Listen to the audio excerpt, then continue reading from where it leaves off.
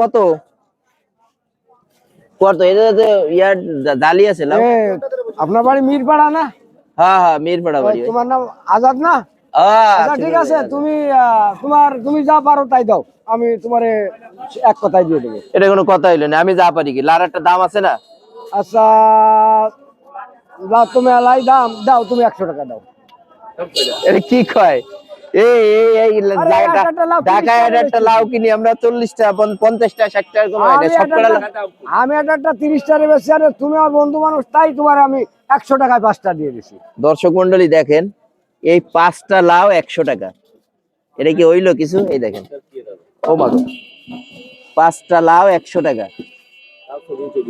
হ্যাঁ এই দেখেন এই যে এই 5টা লাউ 100 টাকা। লাউগুলো কিন্তু অনেক বড় এবং জালি আছে।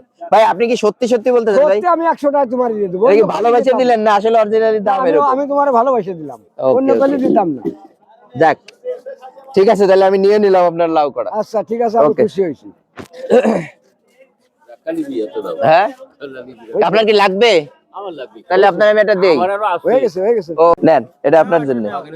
হ্যালো কাকার একটা গিফট করলাম। দাঁড়ান। আর কে আছে?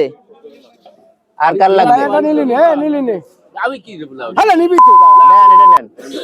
আরে এই নাও, এই যে নাও একটা নাও, তোমার এটা গিফট করলাম। এই যে এটা আপনার আমি গিফট করলাম, নেন।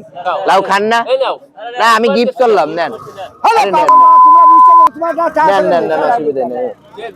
আর দুইটা থাকলো।